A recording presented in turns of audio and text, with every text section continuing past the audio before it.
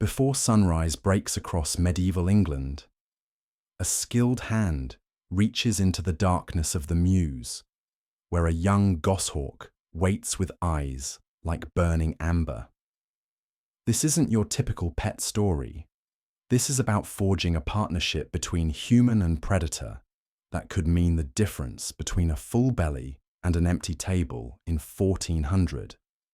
Welcome to the ancient art of falconry, where patience, precision, and a healthy respect for razor-sharp talons were the keys to survival. You might think falconry was just a hobby for bored nobles, but you'd be missing the real story. These weren't weekend warriors playing with pretty birds.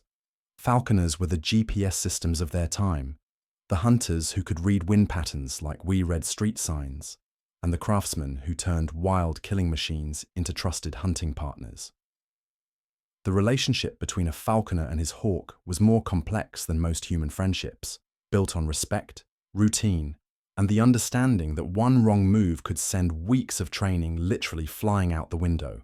If you're fascinated by this glimpse into medieval life, make sure to hit that subscribe button and ring the notification bell. Drop a comment below about what aspect of falconry surprises you most. Trust me, by the end of this series, you'll never look at birds the same way again. Picture Thomas, a master falconer in his middle years, whose weathered hands tell the story of countless hours spent with hawks. His fingers bear the small scars that every experienced falconer carries like badges of honor. Today, he's training young William, a page barely 14 years old, whose eyes shine with the same intensity as the birds they're about to work with. The boy has spent months learning theory, memorizing the names of every feather, understanding the delicate balance between hunger and health that keeps a hunting hawk sharp. But theory means nothing when you're face to face with a goshawk that could take your eye out faster than you could blink. These weren't the gentle hawks you might see in modern demonstrations. Medieval goshawks were bred for one purpose: killing. Their talons could punch through leather gloves, their beaks could strip meat from bone, and their temperament made an angry cat look like a cuddly kitten. The mews itself was a marvel of medieval engineering designed specifically for housing these feathered weapons. Built with thick wooden walls and carefully positioned perches, it provided the perfect environment for keeping hawks healthy during their off-season. The smell hit you first, a mixture of fresh meat, old leather, and something distinctly wild that never quite left the air. Thomas had designed this mews himself, positioning the windows to catch the morning light just right, ensuring proper ventilation without creating drafts that could stress the birds. Each hawk had its own space, its own perch positioned at exactly the right height. Too low, and the bird would feel vulnerable. Too high, and it would become territorial and aggressive toward anyone approaching. The perches themselves were wrapped in leather to protect the hawk's feet, because a lame bird was a useless bird, and a useless bird meant empty cooking pots. The daily routine began before dawn with the weighing. Thomas lifted the young goshawk with practiced ease, feeling her grip his leather gauntlet with talons that could crack walnuts. Every falconer worth his salt could tell you that weight was everything. Too heavy, and the hawk wouldn't hunt. Too light, and she'd be too weak to take down prey. The balance was so precise that a difference of just a few ounces could determine success or failure. This particular hawk, a female they'd named Tempest for her fierce temperament, weighed exactly 2 pounds and 3 ounces. Thomas made a mark in his leather-bound journal, noting not just the weight, but her mood, the weather, and how she'd eaten the night before. These records weren't just busy work. They were the difference between a hawk that would hunt and one that would fly away at the first opportunity. The hooding process was like watching a medieval magic trick. Thomas approached Tempest with a leather hood in his left hand, moving with the kind of slow, deliberate motion that comes from years of experience. One quick movement, one moment of hesitation, and those talons would find flesh. The hood itself was a work of art, crafted from soft leather and decorated with small feathers. It wasn't just functional, it was beautiful in the way that only handmade medieval crafts could be. When properly hooded, the hawk became calm, almost meditative. The darkness triggered something in her instincts that made handling easier, but getting the hood on required a level of trust between bird and falconer that took months to develop. Thomas had been working with Tempest since she was barely fledged, spending hours each day in what falconers called manning, the slow process of getting a wild bird comfortable with human presence. The jesses came next, thin leather straps that attached to the hawk's legs, like the world's most specialized jewelry. These weren't restraints in the way we might think of them. They were communication tools, allowing the falconer to maintain contact with the bird while giving her enough freedom to hunt. The leather had to be soft enough not to damage her legs, but strong enough to hold a bird that could generate incredible force when she struck prey. Thomas attached small brass bells to the jesses, each one tuned to a specific tone that would help him track the hawk even when she disappeared into thick cover. The sound of those bells ringing through the forest was like medieval GPS, telling the falconer exactly where his bird was and what she was doing. A steady ringing meant she was flying. Silence usually meant she'd either landed or caught something. William watched every movement with the intensity of someone whose future depended on learning these skills perfectly. In medieval England, becoming a falconer meant joining an elite group of specialists whose knowledge was passed down through generations. There were no books, no videos, no quick tutorials. Everything had to be learned through observation, practice, and the occasional painful reminder that hawks didn't forgive mistakes. The preparation ritual took nearly an hour, but every minute was essential. Rush the process, and you'd spend the day chasing an escaped hawk through the countryside. Take your time, and you'd have a hunting partner that could put meat on the table when other methods failed. Thomas explained each step to William in the quiet, patient voice that all successful falconers developed. Speaking loudly or moving quickly around hawks was like trying to train a wild animal with a brass band playing in the background. As the sun began to rise over the English countryside, Thomas and William prepared to take Tempest on her first real hunt. The hawk sat calmly on Thomas's glove, hooded and ready, her powerful form radiating the controlled energy of a predator waiting for action. Today would test everything they'd learned, everything they'd practiced, and everything they understood about the ancient partnership between human and hawk. The morning air was crisp with the promise of autumn, and somewhere in the nearby woods, pheasants were stirring. For medieval people, this wasn't entertainment or sport. This was survival, wrapped in tradition and executed with skills that took years to master. The training process that led to this moment had been nothing short of extraordinary. Manning a goshawk wasn't like training a dog to sit or teaching a cat to use a litter box. This was about convincing a creature that had spent millions of years perfecting the art of killing that maybe, just maybe, working with humans wasn't the worst idea in the world. And let me tell you, hawks are not naturally optimistic about human partnerships. Thomas had spent countless hours with Tempest perched on his leather gauntlet, just standing there. Sounds boring, right? Wrong. Those hours were the foundation of everything that would follow. The hawk needed to learn that humans weren't threats, that the sounds of daily life wouldn't send her into a panic, and that the strange two-legged creatures around her could actually be trusted. Every creak of the floorboards, every cough, every dropped tool was a test of her nerves. The really fascinating part was watching Tempest's personality emerge during these manning sessions. Some hawks took to human contact like they'd been waiting their whole lives for a partnership.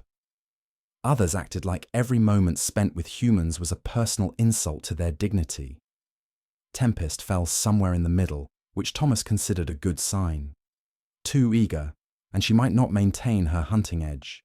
Too resistant, and she'd never develop the trust needed for successful hunts. William had initially thought the hardest part would be getting the hawk to come back when called. After all, what's stopping a bird from just flying away and never returning? The answer lay in something called the creance, A long training line that looked deceptively simple but required incredible skill to use properly. Picture trying to fly a kite that could think for itself, had its own opinions about where it wanted to go, and occasionally decided to attack the string. The creance line was typically about 50 yards long, made from the finest thread available. It had to be light enough not to interfere with the hawk's flight, but strong enough to bring her back if she decided to explore career opportunities elsewhere. Thomas would attach this line to Tempest's jesses, then release her for short flights while maintaining control. The first few attempts were about as graceful as a medieval dance performed by people wearing suits of armor. Tempest's early training flights looked like controlled chaos. She'd launch from Thomas's glove with all the enthusiasm of a bird who'd been cooped up for weeks, only to discover this annoying string was cramping her style. The key was patience and consistency. Each successful short flight earned her a small reward, usually a piece of fresh meat that Thomas kept ready in a leather pouch. The hawk had to learn that coming back to the falconer meant good things happened. The lure training was where things got really interesting. Thomas would swing a leather pouch stuffed with meat and feathers on the end of a long cord, mimicking the erratic flight of prey. Tempest had to learn to pursue this artificial target, strike it cleanly, and then allow Thomas to approach without flying off with her prize. It was like teaching someone to play tennis, except the racket had wings and the ball could potentially take your finger off. One of the most remarkable aspects of hawk training was how quickly these birds learned to read human body language. Thomas could communicate with Tempest through subtle shifts in his posture, the angle of his arm, even the way he breathed. She learned that certain movements meant food was coming, others meant it was time to hunt, and still others meant danger was nearby and she should pay attention. William discovered that falconry was as much about reading the hawk as it was about controlling her. Every ruffle of feathers, every tilt of the head, every shift in grip told a story.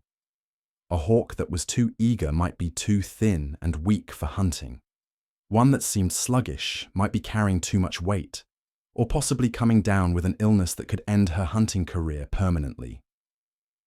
The record-keeping aspect fascinated William almost as much as working with the birds themselves. Thomas maintained detailed notes about every aspect of Tempest's behavior, health, and performance. These weren't casual observations, but precise measurements and descriptions that would guide future training decisions.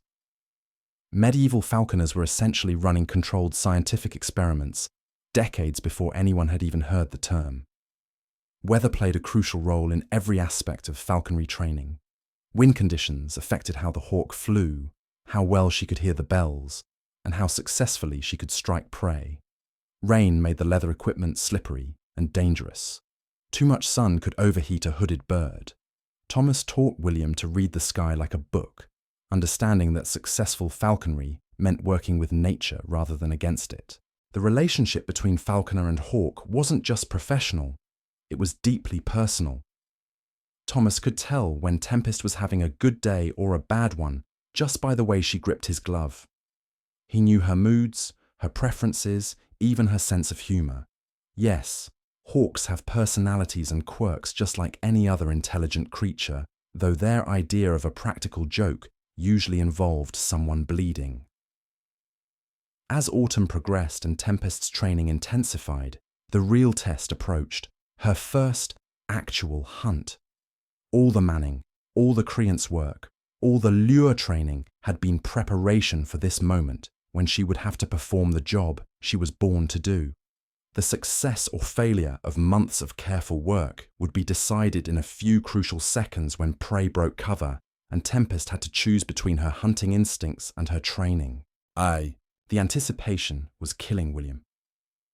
He'd watched Thomas work with other hawks, seen successful hunts, even helped with the less dangerous aspects of bird care.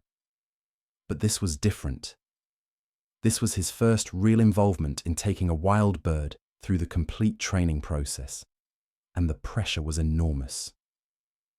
One mistake could undo months of progress, possibly injuring the hawk or destroying the trust that had been so carefully built. The morning of the first hunt arrived with that peculiar stillness that experienced outdoorsmen recognize immediately. Thomas had been awake for hours, checking and rechecking every piece of equipment with the methodical precision of someone whose reputation depended on getting things right. William, despite his best efforts to appear calm, practically vibrated with nervous energy as he helped prepare for what could make or break months of careful training. Tempest seemed to sense something different about this day. Her grip on Thomas's gauntlet was firmer, her head movements more alert despite the hood covering her eyes. Hawks weren't stupid creatures. They could read the subtle changes in their handler's behavior that indicated something significant was about to happen. The way Thomas moved with extra care, the slight tension in his voice when he spoke, even the different smell of anticipation in the air, all told her this wasn't another routine training session. The ride to the hunting grounds took them through countryside that looked like something out of an illuminated manuscript. Rolling hills dotted with ancient oak trees, hedgerows thick with brambles, and patches of woodland that had stood unchanged since before the Norman conquest. This particular stretch of land belonged to the local manor, and Thomas had spent years learning every path, every likely spot where game might shelter, every tree that could provide a good launching point for a hunting hawk. William rode beside him on a sturdy pony, trying to absorb every detail of the landscape while simultaneously keeping track of the leather bag containing backup equipment. Thomas had taught him that successful falconry was 90% preparation and 10% pure luck, but that 10% could only work in your favor if the other 90% was absolutely perfect. One forgotten item, one overlooked detail, and the day could turn into an expensive lesson in humility. The hunting party stopped at the edge of a coppice, where thick undergrowth provided perfect cover for pheasants and other ground birds. Thomas dismounted with the fluid grace of someone who'd been doing this for decades, never once jostling Tempest or making any sudden movements that might startle her. The hawk remained perfectly still on his fist, but William could see the subtle signs of excitement, the way her talons gripped slightly tighter, the almost imperceptible forward lean of her body. This was the moment when everything changed. Thomas reached up and carefully removed Tempest's hood, revealing eyes that seemed to capture and concentrate all the fierce intelligence of the natural world. The transformation was immediate and startling. The calm, almost docile bird that had sat quietly during the ride became something entirely different. A predator, scanning the environment with the focused intensity of a creature born to hunt. Her head moved in quick, precise jerks as she catalogued every sound, every movement, every potential opportunity in the surrounding area. William watched in fascination as Tempest's entire posture shifted, her body language changing from passive acceptance to active engagement with her surroundings. This was what all the training had been building toward, the moment when the hawk's natural instincts took over, and she became what she was always meant to be. Thomas positioned himself at the edge of the cover, reading the wind and calculating angles with the kind of mathematical precision that would make a modern ballistics expert proud. He knew from experience exactly how Tempest would react to different flight opportunities, which direction she preferred for striking, and how various weather conditions would affect her performance.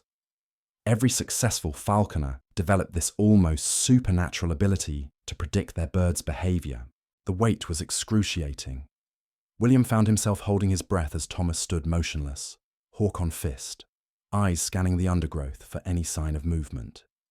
In the distance, a pheasant called, its harsh cry echoing across the countryside.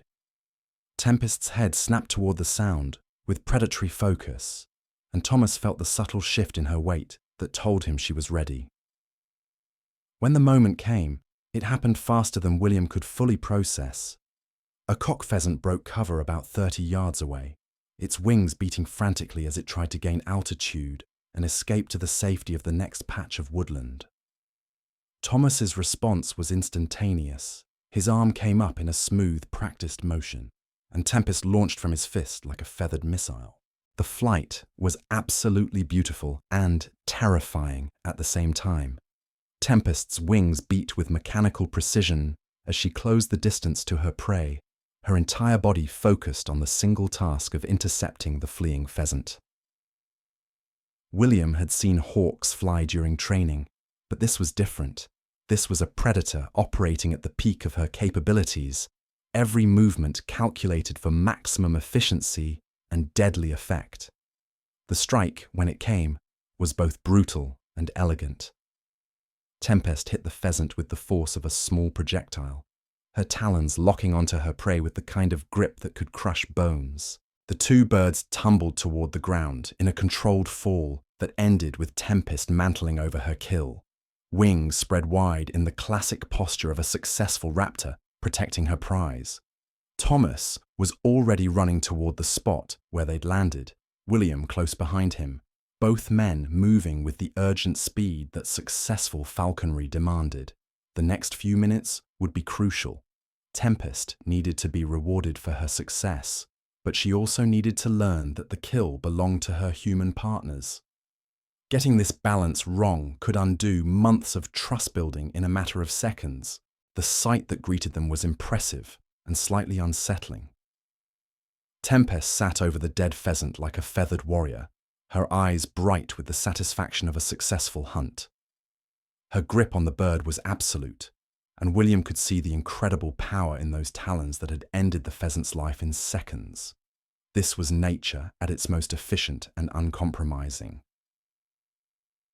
Thomas approached slowly, speaking in the soft, reassuring tones that Tempest associated with positive experiences. He carried a small piece of fresh meat on his glove, not enough to fill her up, but sufficient to make trading away her kill seem like a worthwhile exchange. This was perhaps the most delicate part of the entire hunting process, requiring perfect timing and absolute trust between bird and handler. The trade-off went smoothly, a testament to months of careful training. Tempest stepped onto Thomas's glove, accepting her reward while allowing him to secure the pheasant. William watched in amazement as the fierce predator transformed back into a manageable hunting partner, the wildness still there, but controlled and directed. As they prepared for the journey home, William realized he'd witnessed something profound. This wasn't just about catching dinner or demonstrating skill with an exotic pet. This was about the ancient partnership between human intelligence and natural predation, a collaboration that had been refined over centuries into something approaching art. The ride back to the manor was triumphant but subdued. Thomas carried Tempest with the satisfied air of a craftsman whose work had been validated, while William replayed every moment of the hunt in his mind, already thinking about the next opportunity to test their partnership. The pheasant hanging from his saddle represented more than just a successful hunt. It was proof that the old ways, the careful traditions passed down through generations of falconers, still worked in a changing world. Back at the manor, the real work began. You might think the hunt was the exciting part, but for a true falconer, the care that came after was just as crucial. Thomas weighed Tempest again, noting that she'd lost exactly the right amount of weight during the flight. Not too much to indicate overexertion, not too little to suggest she hadn't worked hard enough. The scales didn't lie, and experienced falconers could read those numbers like a doctor reading vital signs. William watched as Thomas examined every feather on Tempest's body with the methodical attention of a medieval detective. Each primary flight feather got individual inspection, checking for damage that could affect her performance on future hunts. A broken or bent feather wasn't just cosmetic. It could throw off her entire flight pattern, making her less effective and potentially dangerous to herself. The process fascinated William because it revealed just how fragile these seemingly powerful creatures really were. One damaged feather could ground a hawk for weeks. Thomas showed him how to spot the telltale signs of wear, frayed edges, stress bars, or the dreaded full break that would require immediate attention. The solution was something called imping, a repair technique that sounded more like medieval witchcraft than bird care. Imping involved carefully cutting out the damaged portion of a feather and replacing it with a matching section from a previously molted feather. The two pieces were joined using a thin sliver of wood or bone that acted like a splint, then secured with thread and a special adhesive made from pine resin. The whole procedure required steady hands, perfect lighting, and the kind of patience that separated master falconers from weekend enthusiasts. Thomas kept a collection of molted feathers in a special box, organized by type and size like a medieval spare parts inventory. Each feather was carefully labeled and stored in conditions that would preserve its integrity for years. Finding the perfect match for a damaged feather was like solving a puzzle where getting it wrong could mean the difference between a hawk that flew true and one that crashed into trees. The really tricky part about imping was convincing the hawk to sit still during the procedure. Tempest had to be wrapped in a special cloth that kept her wings secure while allowing access to the damaged feather. The wrapping technique itself was an art form, too loose, and the hawk could struggle and injure herself. Too tight, and you could restrict her breathing or circulation. William learned that successful falconers developed an almost supernatural ability to work with their hands while maintaining perfect awareness of their bird's stress levels. Thomas could tell from Tempest's breathing, the tension in her feet, even the way she held her head, whether she was tolerating the procedure or approaching her breaking point. Push too hard, and you could destroy months of trust building in a single session. The mews required constant maintenance that most people never considered. Thomas showed William how to scrape away the chalk-white mutes that accumulated on perches and walls, basically hawk droppings that told experienced handlers everything they needed to know about their bird's health. The colour, consistency, and frequency of these deposits were like reading a daily health report written in a language only falconers understood. Fresh meat preparation was another crucial skill that separated professionals from amateurs. Thomas maintained relationships with local butchers and hunters who could provide the specific cuts that hawks required. This wasn't just any meat. It had to be fresh, properly sized, and free from any contamination that could make a valuable bird sick. The cost of feeding a hunting hawk properly was substantial, equivalent to feeding a family of 4 for several days. The meat had to be cut into precise portions based on the hawk's weight, activity level, and upcoming training schedule. Too much food, and the bird would become lazy and uninterested in hunting. Too little, and she'd become weak and potentially aggressive. Thomas kept detailed records of every feeding, noting not just quantities but also how quickly Tempest consumed her meals and whether she showed any preferences for different types of meat. Storage was a constant challenge in an era before refrigeration. Thomas used a combination of salt curing, smoking, and cool storage in underground chambers to keep meat fresh enough for his hawks. The process required careful planning. Running out of proper food during hunting season could end a falconer's career as quickly as losing a valuable bird. William discovered that the social aspects of falconry were almost as complex as the technical skills. Thomas belonged to an informal network of falconers who shared information about training techniques, breeding opportunities, and hunting locations. These connections were jealously guarded because a falconer's reputation depended on his success rate, and sharing secrets with the wrong person could create unwanted competition. The politics of medieval falconry were fascinating and sometimes deadly serious. Different social classes were allowed to fly different species of birds. Peasants might be permitted to use kestrels for catching small prey, while only nobles could own the larger, more prestigious species, like Gaia falcons or peregrine falcons. Breaking these rules wasn't just social embarrassment. It could result in severe legal consequences, including fines, imprisonment, or worse. Thomas occupied a unique position in this hierarchy. As a professional falconer in service to the manor, he had access to birds that would normally be reserved for higher social ranks. but his status depended entirely on his continued success and the goodwill of his patron. One season of poor hunting results could leave him looking for new employment in a field where reputation was everything. The equipment used in falconry represented a significant investment that most people couldn't afford. A single leather gauntlet, properly made and fitted, cost more than most workers earned in a month. The specialized hoods, jesses, bells, and perches required skilled craftsmen who understood the unique requirements of working with birds of prey. Many falconers learned to make their own equipment out of necessity, developing leatherworking skills that rivaled professional artisans. Thomas showed William his collection of bells, each one tuned to a specific pitch that would help identify which bird was flying, even when multiple hawks were working the same area. The bells were made from bronze or brass, cast by specialists who understood that the wrong tone could interfere with a hawk's hunting ability. Some falconers believed that certain musical intervals actually improved their bird's performance, though whether this was science or superstition remained a matter of debate.